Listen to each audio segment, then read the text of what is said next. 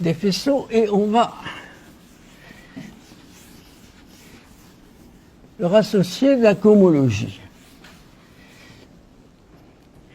Alors, là aussi, vous trouvez ça dans tous les bons ouvrages.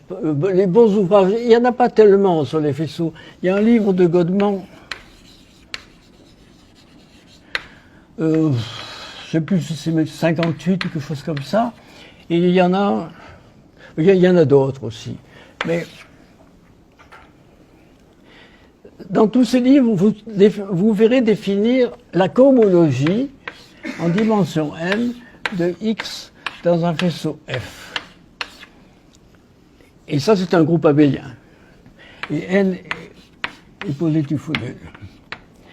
Alors, quelle est la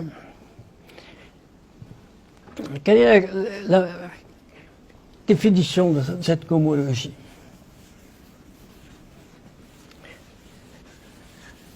Ou plutôt, quelles sont les propriétés que l'on veut et que l'on va utiliser?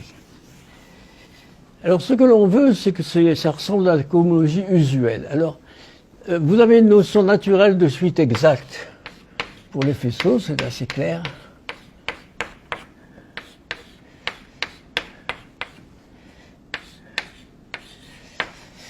C'est pas tout à fait aussi clair que vous pourriez penser. C'est-à-dire que ce que vous pourriez penser, c'est que pour tout U, f de u, etc., est une suite exacte. Non, c'est pas tout à fait ça. Vous demandez que ce soit quelque chose d'autre, qui soit une suite exacte, et quelque chose d'autre que j'ai oublié de définir, que je suis obligé de définir maintenant. C'est que quand vous avez un faisceau F, quelque chose de très important, c'est sa fibre en un point. Fibre en un point P. Alors, je ne suis pas sûr, peut-être que les gens peuvent me dire ici, est-ce que c'est le terme usuel en français? En anglais, ça s'appelle stock. Et le faisceau s'appelle le chiffre. En français, je ne suis pas sûr qu'il y ait un nom pour ça. Peut-être germe? Ah, non, non, non. Non, pour moi, le germe, c'est le germe d'une fonction, c'est l'élément de ça. Mais ça, c'est l'ensemble des germes, ça. C'est pas le germe. Bon, on va l'appeler fibre. Comment? Je crois qu'il ne donne pas de nom dans Godman. Moi, j'ai toujours entendu fibre. Fibre? Comme vous faites en stock. Oui, ça, c'est stock en anglais. Bon. Alors, FP, alors qu'est-ce que c'est? Il vaut mieux le définir quand même. FP. C'est la limite des f de u pour x dans u. U ouvert. Alors, limite en quel sens? Eh bien, quand les u sont de plus en plus petits, vous avez des flèches. C'est une limite projective. Voyons, c'est bien. Non, c'est une limite inductive. Non, c'est une limite inductive. C'est une limite inductive. Et en réalité, ce sont les FP qui sont la partie la plus importante du faisceau. Les F de U, c'est un peu artificiel.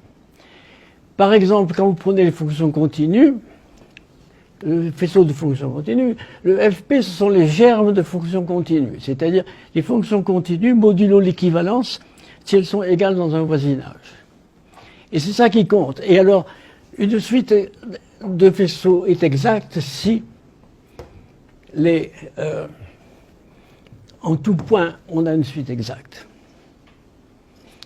Ce qui revient au même, comment on définit un faisceau quotient? On le définit par cette méthode-là.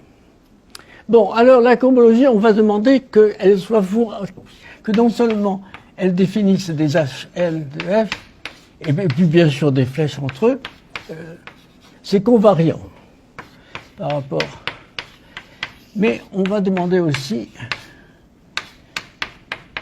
qu'il y ait une flèche de Cobord qui arrive dans Hn plus 1 etc. On va demander ça. On va aussi demander un démarrage. On veut que H0 de F, ce sont les sections de...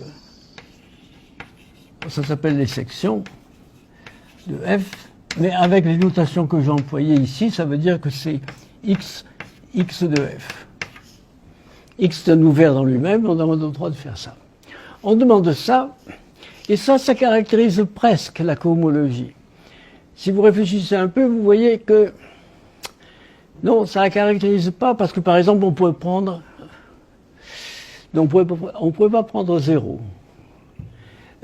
Mais, en tout cas, pour l'utiliser, il est nécessaire d'avoir une grande collection de F qui sont acycliques, comme on dit. C'est-à-dire HI de XF égale 0 pour I au moins 1. Alors, dans les textes sacrés, on vous donne différentes définitions de ces faisceaux. Ils ont des adjectifs peu appétissants. Dans Godement, il y en a qui sont mous, il y en a d'autres qui sont flasques. Oui, c'est pas très honorable, mais c'est comme ça. Dans Cartan, il y en a qui sont fins. Alors j'ai envie de vous donner aucune de ces définitions, dit de mou, dit de flasque. Du point de vue grothendéquien, il y a ce qui est peut-être plus raisonnable, ils sont injectifs dans la catégorie des faisceaux. Parce qu'injectif, ça a un sens en toute catégorie abélienne.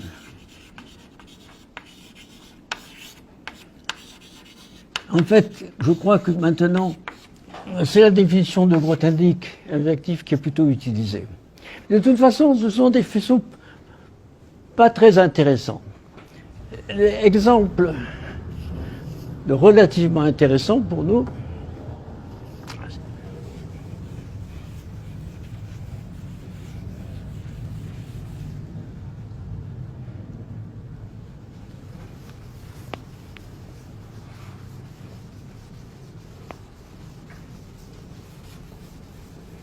exemple, prenez pour X un espace topologique comme j'ai écrit là-haut, c'est-à-dire localement compact et nombrable à l'infini, et prenez pour F le faisceau des fonctions continues.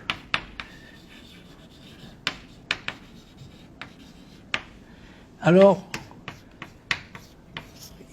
il est comme ça, hi de xf égale 0, i plus grand que 1. Et au lieu de espace, mettez variété différentielle.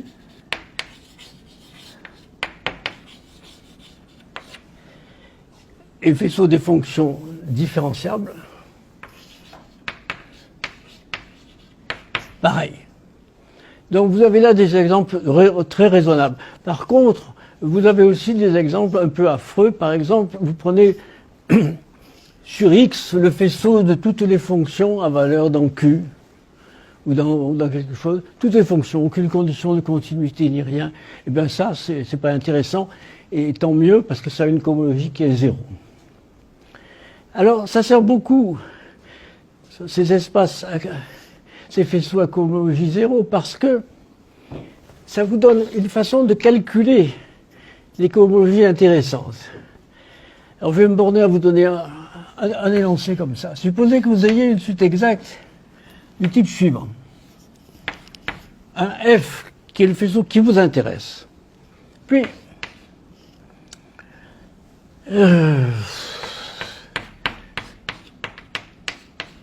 une suite comme ça, suite exacte. Et vous supposez que ceux-là ont une cohomologie. Je n'ai pas donné un nom à ces gens-là. Bon, cette propriété, que c'est 0. Cohomologie 0, cohomologie nulle, en dimension plus grande que 0. Et vous avez ça. Eh bien, ça va nous permettre de calculer la cohomologie du F. Et voilà comment. Alors, je crois qu'il faudrait mieux que je commence par un F0. Ça n'a pas grande importance. Voilà comment. Vous regardez les sections. Alors, les sections, vous avez vu, c'est le H0. Donc, vous allez regarder les sections de F0, F1, etc. Donc, vous allez regarder H0. Je n'écris pas le X pour aller plus vite. De F0.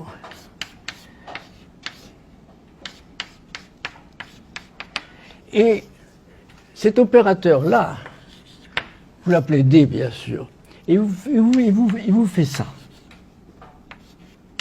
Bon, ça fait un complexe, c'est-à-dire un groupe gradué, la somme de ces gens-là, avec l'opérateur D. Et vous pouvez parler de la cohomologie de ça. Cohomologie en dimension n de ce complexe. Qu'est-ce que c'est concrètement? Ce sont les éléments du H0 de Fn qui donnent 0 dans le suivant et modulo les précédents. Alors donnons un nom à ça. Hn. Bon, on va écrire ça du complexe des H0. On va l'écrire. Des Fi. Eh bien, c'est un petit calcul basé sur la suite exacte et qui montre que Hn de Xf, celui qui nous intéresse vraiment, c'est la même chose, il est canoniquement isomorphe à celui-là. On peut le calculer comme ça. Alors, nous sommes à Lausanne.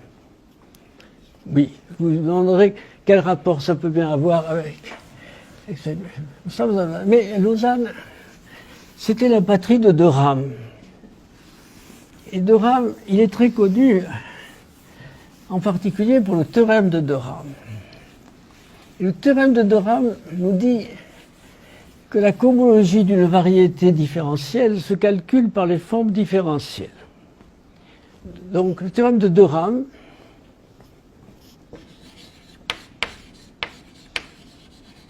la cohomologie au sens usuel de Hn de X et de R, disons, X, variété différentielle,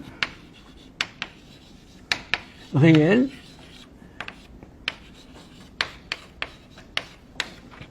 c'est la même chose que la cohomologie des formes différentielles